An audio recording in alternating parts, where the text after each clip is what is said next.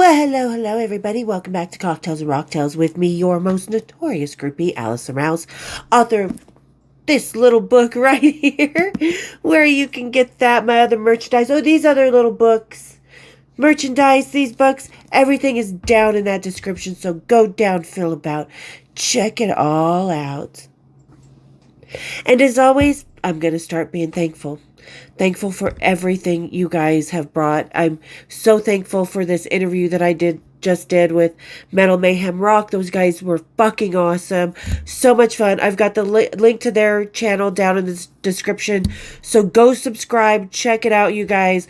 Really awesome rock channel. I'm so thankful for everybody who set it up, for everybody, for just being there. Just really, really awesome. That is one of the coolest things about this channel. The awesome, badass people we have in the family here.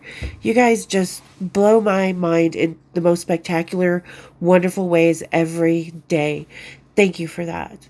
Thank you so much for just being awesome. And today, speaking of awesome, women, we just can walk out of the house and we have men and women, everybody in between.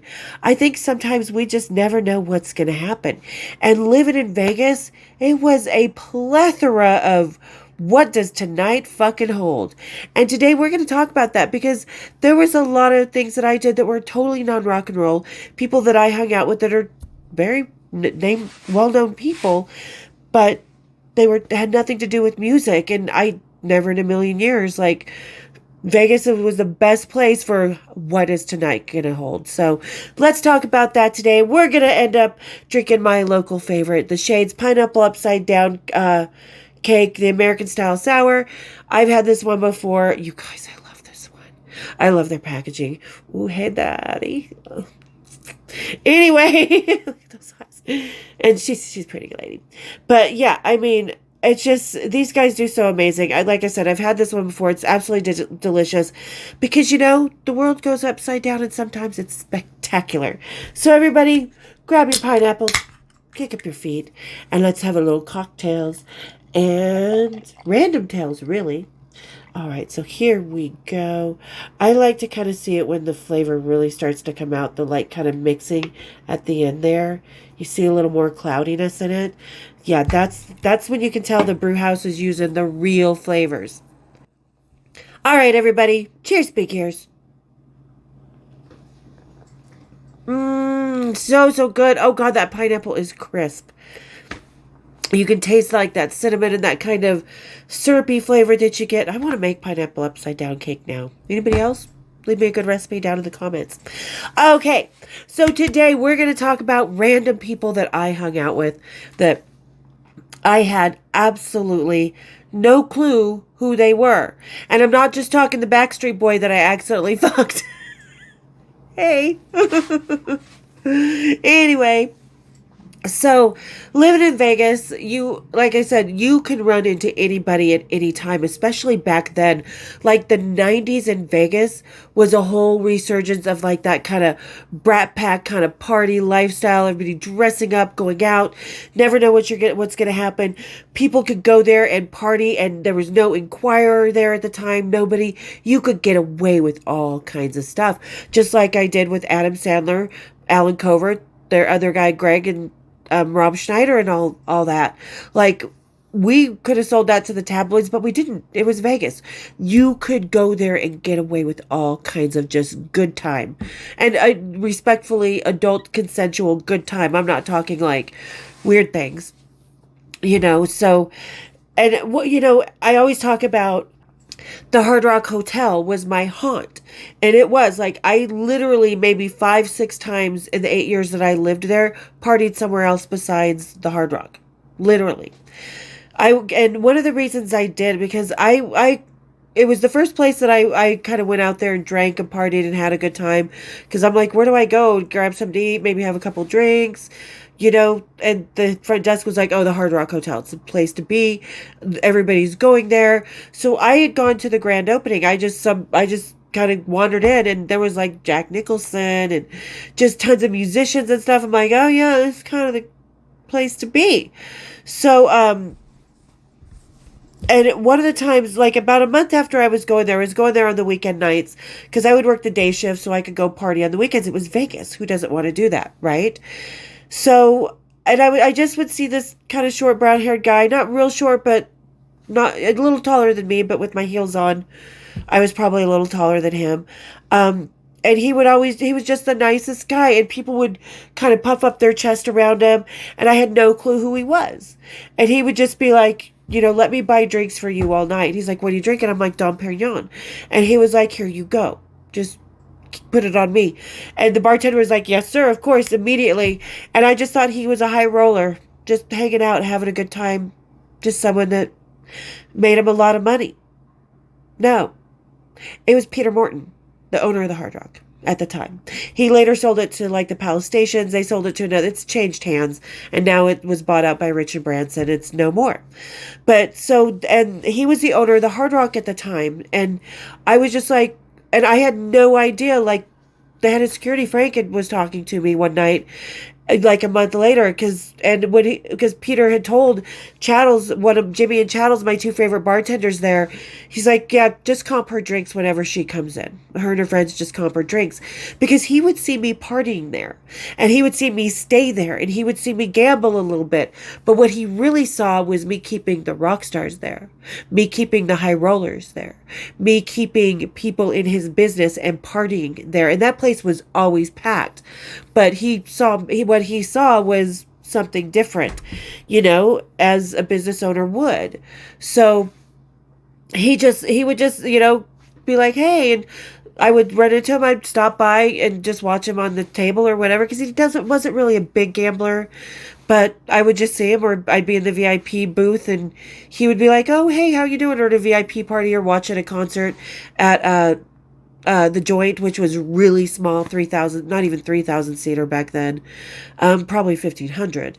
But yeah, so I would just see him walking around, and he was just really cool. And I just thought, well, who is this guy? Like, he's just gonna, they have his credit card on file, so every time I come in here, I get to drink. Woohoo! And the head of security, Frank, he's like, oh, I saw you hang out with Peter. I was like, oh yeah, he's such a great guy. I'm like, but he doesn't really talk too much. We just talk about shit that we've done in our lives, places we've traveled, stuff like that. What brought me down here from Seattle. And Frank was like, no, that's the owner. That's Peter Morton. He owns the place. He's like, so when he says you drink, and he says keep an eye on her, to us, you guys, you don't know this, but he told the security to keep a good eye on us, make sure nobody hurts us, because he was just that kind of cool guy.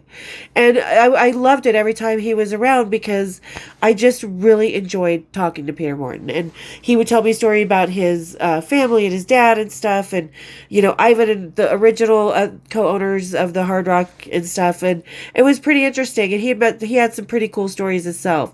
So really, really loved that. And Peter really kind of helped me with my legacy in Vegas, because I am part of Vegas's history.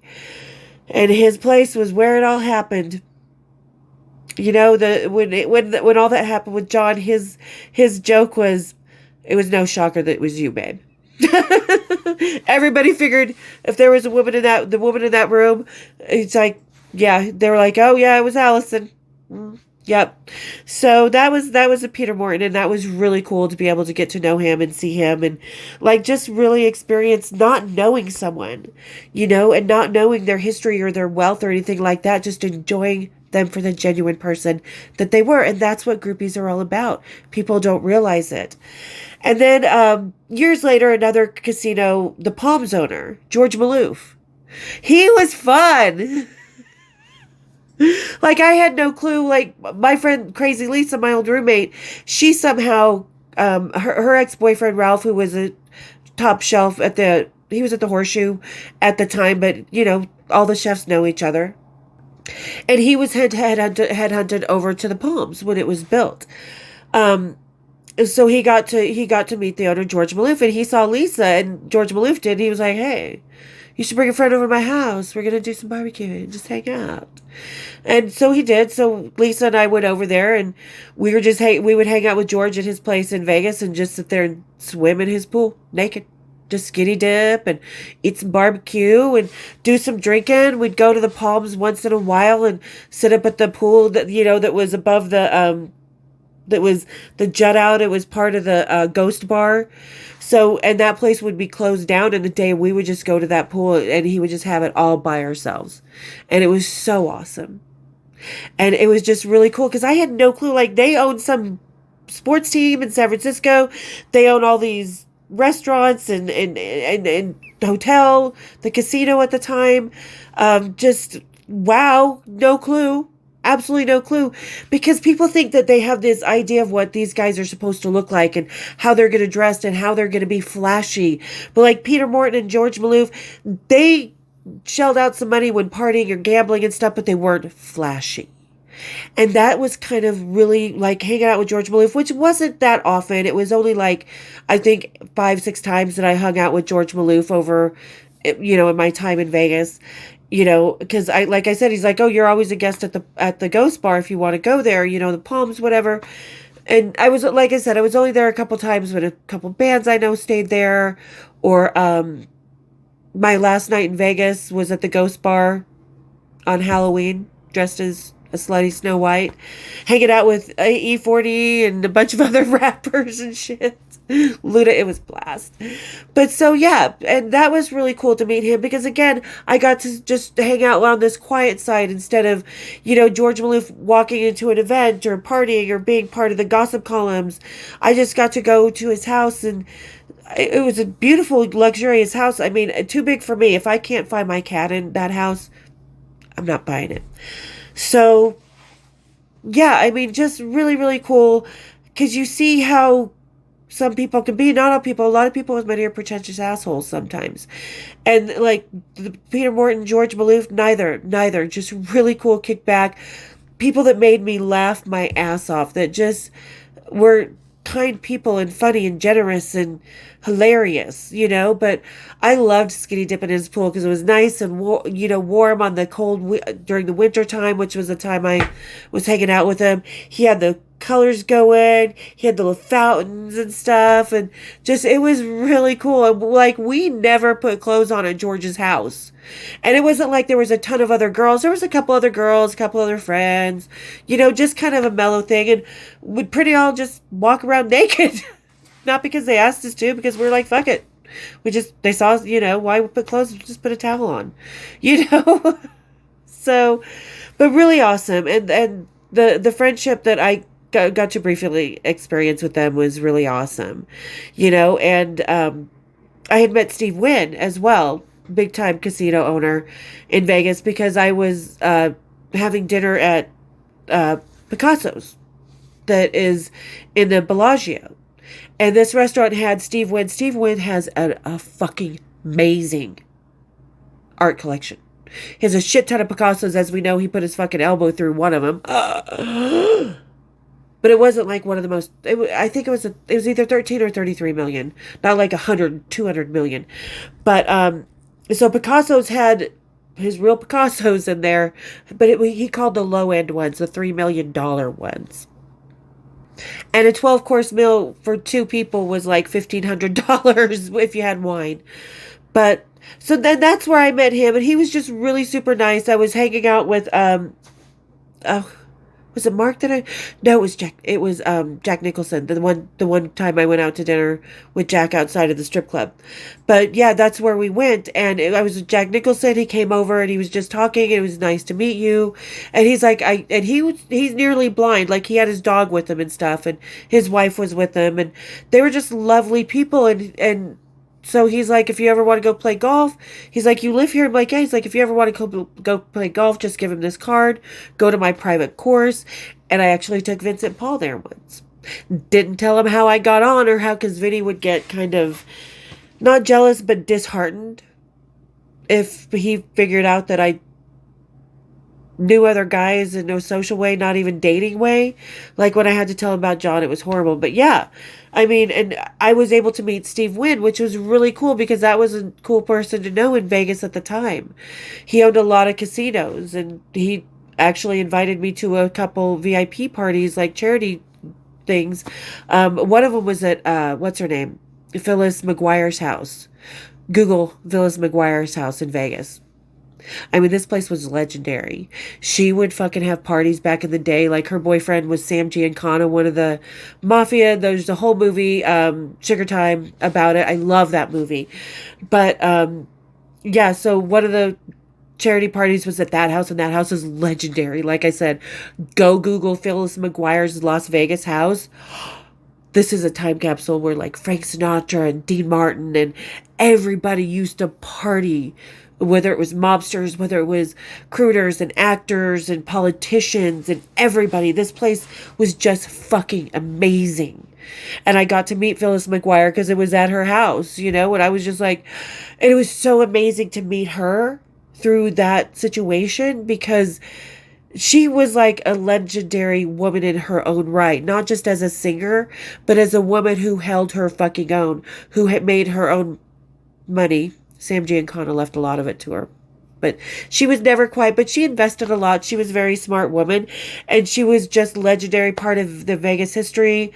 You know, she was always at the Peppermill or the Venetian, which was not the hotel, but the small restaurant like you see in the movie Casino, where, towards the end, Sharon Stone's character, is Ginger, is at the restaurant and fighting with both her husband and both the Rosenthal character. That's his real name. Anyway, because I know my best friend's boyfriend is the grandson of the character that guy is based on in that movie, the Robert De Niro character. So it was just, and she was all part of that. Like, she was part of that Vegas. Like, she was part of that really cool old school. And I remember talking to her for like 20 minutes. The one time I did get to meet her, and I saw her out at other places like at the Venetian and a couple other, like one of Wayne Newton's charity events, and she would say hello very gracefully and smile, and she's like, "You're looking gorgeous," and she would kind of go on and flit her way around the room just very gracefully and beautifully. Like, she was one of the few women that I was just, and I have respect, I'm in awe of a lot of women, but she was one of those women that I was just like, that's who I want to grow up to be. Just she was just so amazing. And not Peter Morton, Steve Wynn drew me into that. So it was really, really cool because, like I said, you go out and it's not about looks, it's not about who you know or anything, it's about the personality that you have, you know. So just really fucking cool to experience that. And then and like I said, I mentioned that my best friends, and another person that I met there, my best friend's ex-boyfriend was the grandson of Rosenthal. And there was another character from the movie that I hung out with that played himself in the movie, and that was Oscar Goodman, that I met along the lines of those charities, who came in real handy after John died and all that brouhaha was going on. So I could call him, you know, and he was mayor for a lot of years. I know his wife was mayor last I knew of Vegas. She may not be anymore. I think she still is. Girl. Really? She'll know what I'm talking about. You gonna get that way on Vegas? Girl. Anyway. So, I mean, it was really, really cool to, like, Steve Wynn and Oscar Goodman, these guys are like a huge part of Vegas history and lore, and doors just fly open for these people, you know? So, and I didn't realize that soon enough, that years later, I would become part of that lore too. And I'm not bragging about that because I lost my friend, you know, but I am part of Vegas history. So it was just really cool to kind of see that. Of course, there was the Dennis Rodman. I did a whole episode about that. You know, there was the Backstreet Boy, AJ, that I accidentally fucked, which on the interview that I just did with the guys over at Metal Mayhem ROC, it was hilarious. Because they're like, what do you mean you accidentally fucked a Backstreet? I didn't know who he was. Oh, I tripped and fell on his dick. Kind of. But, oh, excuse me. Sorry, what the fuck was, I just totally inhaled wrong. I sounded like a goddamn horse. But anyway, so and one of the guys who got me thinking about this, when I very first moved to Las Vegas, there was this guy that I just happened to meet. I was hanging out at the Hard Rock, had just kind of, it was probably like my second week in Vegas and maybe my third or fourth time going to the Hard Rock, because I would also go there and eat, because Mr. Lucky's had a really killer veggie burger and a portobello mushroom burger. So fucking good. Excuse me, I had to stop and burp. I am a burper, I tell you. And a farter, I'm not gonna lie. Ladies.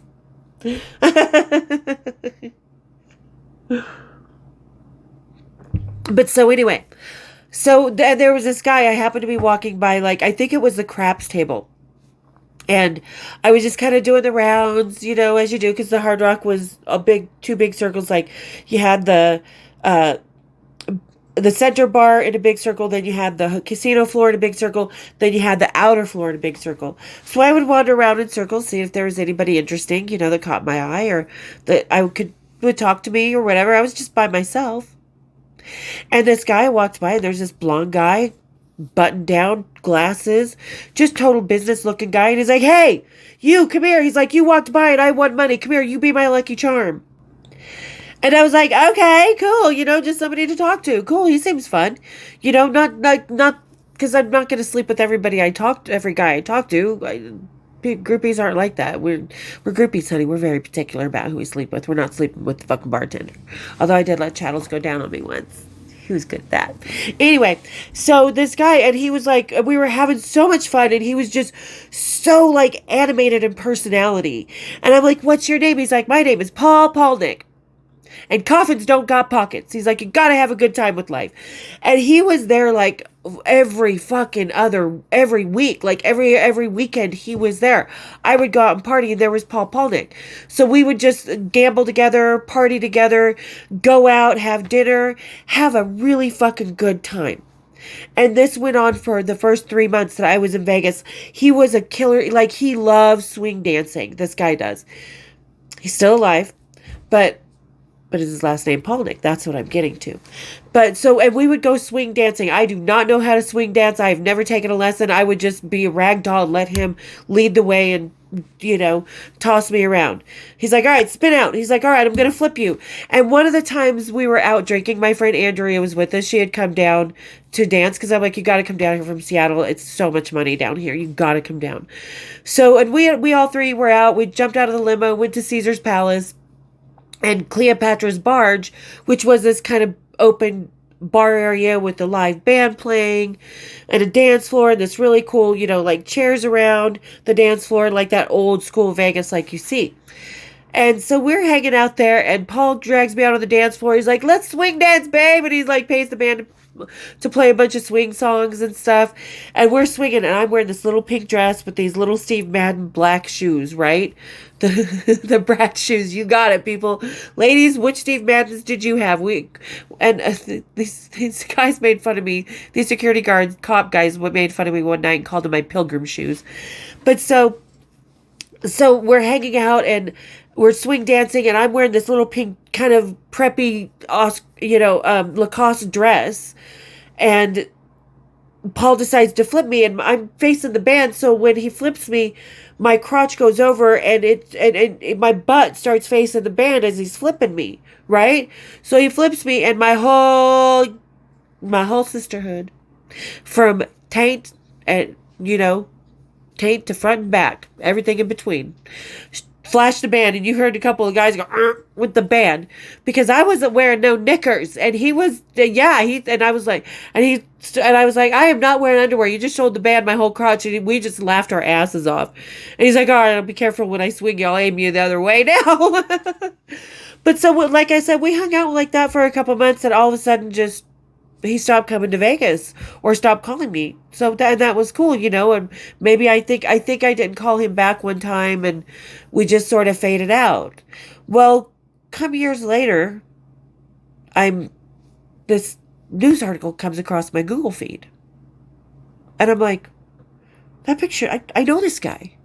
I know this guy.